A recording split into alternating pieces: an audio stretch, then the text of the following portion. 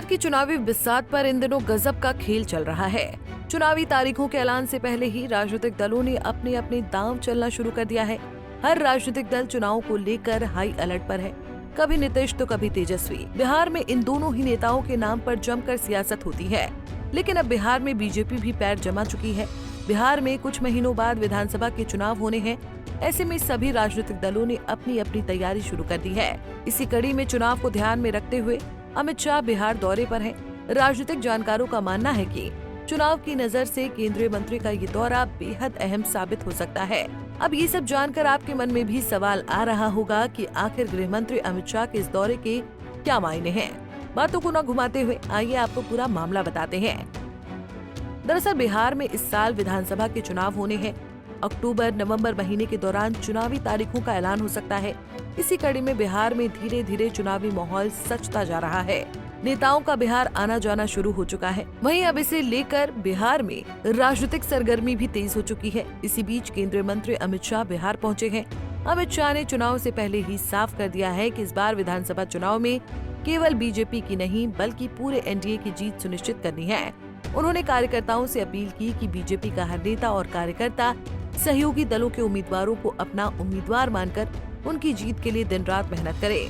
BJP नेता अजय आलोक ने अमित शाह के दौरे को लेकर कहा कि अमित शाह जी हमारे मार्गदर्शक हैं, हमारे प्रेरणा स्रोत हैं। सब ऊर्जावान कार्यकर्ताओं को उन्होंने मूल मंत्र दिया है। सुनिए क्या कुछ कहा अजय आलोक ने। देखिए, अमित शाह जी हमारे मार्गदर्शक हैं, हमारे प्रेरणा स्रोत हैं।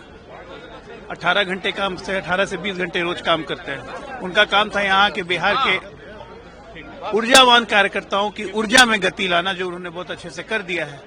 सब ऊर्जावान कार्यकर्ताओं को उन्होंने चिंगारी लगा दी। अब सब रॉकेट बन के कल से उड़ेंगे। क्योंकि ये चुनावी साल था, क्या चुनाव को लेकर भी कुछ बातचीत हुई है? सिर्फ चुनाव को लेके ही बातचीत हुई है और कोई बातचीत नहीं हुई कि हम जनता के बीच में क्या बोल के जाएंगे।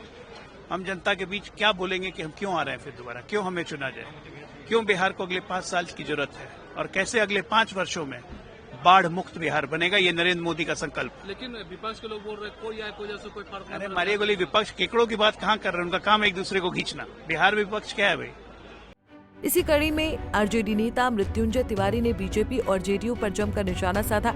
उन्होंने कहा कि बिहार में चुनाव होने हैं तो बिहार में ही कैंप करेंगे, लेकिन जब से बिहार आ रहे हैं तो तभी से नीतीश कुमार गड़बड़ा गए हैं।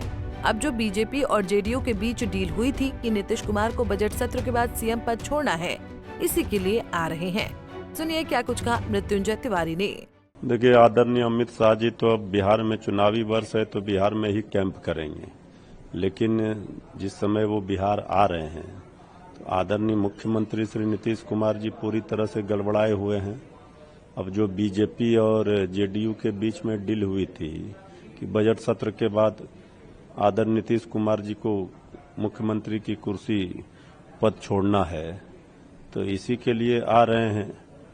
अपना मुख्यमंत्री बनाएंगे, अपना सरकार वहाँ बीजेपी जेडीयू को तोड़ने में लगी हुई है। तो आदरणीय अमित शाह जी पहले जो जो वादे किए थे बिहार के साथ, तो 20 वर्षों से सरकार है डबल इंजन की, कुछ 1-2 वर्षों को छोड़ दें तो पाई पाई का हिसाब जनता मांगेगी ना। बिहार चुनाव को लेकर अमित शाह और बीजेपी का साफ लक्ष्य है कि दोबारा एनडीए की सरकार बिहार में बने। जानकारी के मुताबिक कार्यकर्ताओं को गृह मंत्री ने नसीहत दी कि अगर किसी से किसी भी प्रकार का मतभेद है तो उसे खत्म करके अर्जुन की तरह सिर्फ बूथ जीतने का लक्ष्य देखना है। उन्होंने कहा कि पीएम मोदी के नेतृत्व में बिहार के लिए जो काम हुआ है उसे जनता के बीच ले जाने की जरूरत है। साथ ही पिछले 2 दशकों में बीजेपी की सरकार के दौरान हुए विकास कार्यों को भी लोगों तक पहुँचाना होगा। अमित शाह ने साफ तौर पर कार्यकर्ताओं को ये बताया कि किस विजन के साथ बिहार की जनता के सामने पेश होना है।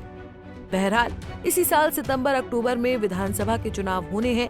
बिहार की राजनीति को देख साफ पता लग रहा है कि इस साल चुनाव में सभी के बीच कड़ी टक्कर देखने को मिलेगी। जेडीयू और बीजेपी साथ चुनाव लड़कर फिर सत्ता पर काबिज होना चाहती है, लेकिन दोनों ही पार्टियों में सीएम की कुर्सी को लेकर खींचतान हो सकती है। बिहार में इस बार तेजस्वी यादव भी पूरी तरह से एनडीए गठबंधन से लोहा लेते दिखेंगे। वहीं एक नई पार्टी जनसुराज ने भी बिहार की राजनीति में अपने पैर पसारने शुरू कर दिए हैं। खैर, ऐसे में बिहार की सियासत पर किसका राज होगा, ये तो देखने वाली बात होगी। लेकिन इन सभी बातों में एक बात तो तय है कि बिहार चुनाव जितना बाहर से आसान दिखता है, हकीकत में उतना आसान है नहीं। बिहार में 243 विधानसभा की सीटों पर चुनाव होने हैं और बिहार में हर सीट का अपना अलग महत्व है। ऐसे में बिहार की सभी 243 सीटों का समीकरण समझना टेढ़ी उंगली से घी निकालने बराबर जितना मुश्किल है। Bureau report, Punjab Kesari TV. हमसे जुड़े रहने के लिए हमारे YouTube चैनल को सब्सक्राइब करें और नई वीडियो की नोटिफिकेशन के लिए बेल आइकॉन को दबाएं।